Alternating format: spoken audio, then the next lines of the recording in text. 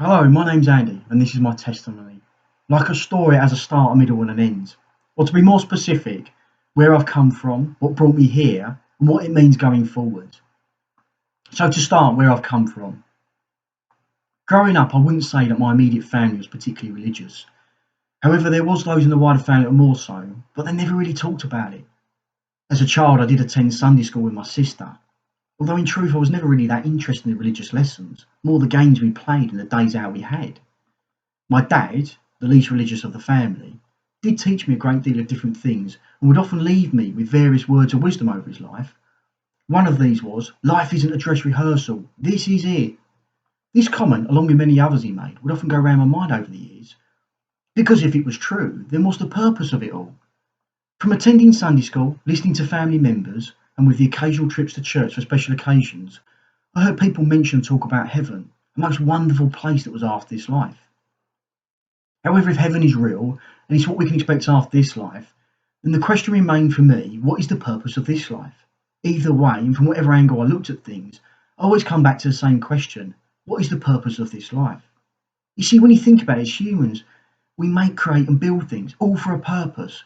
Either for business or pleasure, all things have a purpose.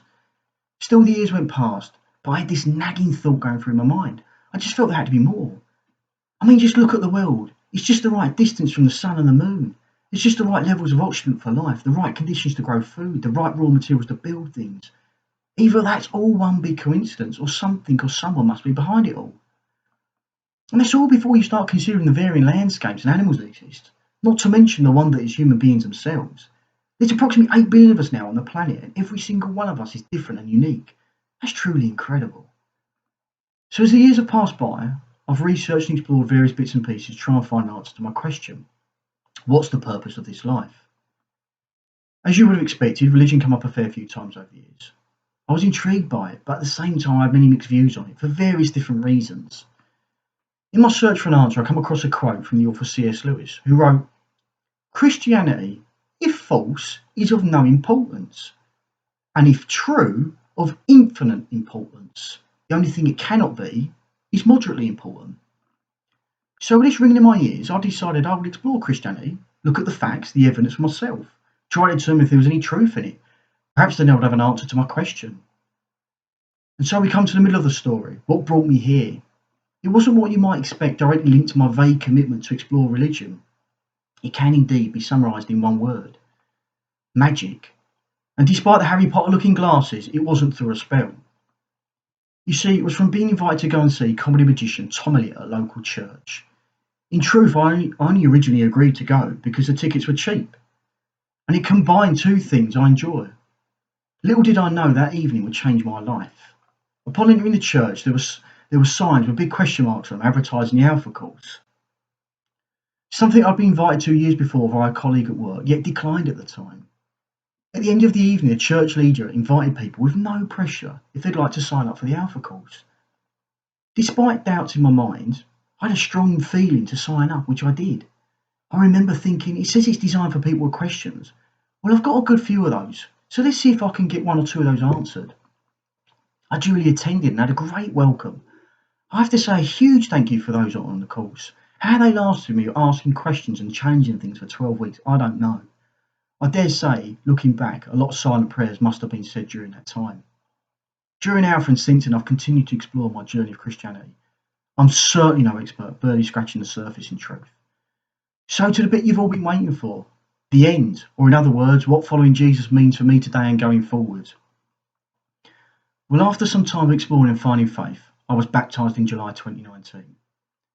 I'd been christened as a baby, but I felt I wanted to make that conscious decision for myself as an adult. Some of you may be wondering, as a result of finding faith and deciding to follow Jesus, has my life suddenly got easier and less complicated? Well, no's the simple answer, but the difference now is I'm not alone. I have someone I can turn to in any situation, good and bad. Someone who can provide me with strength and someone who can provide me with focus in an otherwise chaotic world. Steve Jobs once said, "You cannot connect the dots looking forward. You can only connect them looking backwards." So you have to trust that the dots will somehow connect to in your future. I know that the various dots along my life have led me to this point, and I know that I can trust in the Lord Jesus Christ as to my future. And to illustrate this point further, I'd encourage you to read the poem Footprints in the Sand. For those that are still listening and perhaps wondering, have I got an answer to my original question, what's the purpose of this life? Well, yes is the simple answer. I think I can give an answer to that question. I also believe I understand my dad's statement that I started this testimony with, that life isn't a dress rehearsal. As God has already shown me, by keeping an open mind, asking questions, and importantly taking time to listen to the answers, anything is possible. God has given you 2 ears and 1 mouth for a reason. The advice I was given many years ago, use them in that ratio. And finally, I make no apology for using the words of Dr. Lucy Peppiatt when I say, for me, she sums up what becoming a Christian means. She says, becoming a Christian isn't just about believing something new, it's about becoming someone new. I look forward to my continued journey and walking with Christ, and would encourage you to take the first steps if you haven't already. Thank you for taking the time to listen to my testimony, and God bless.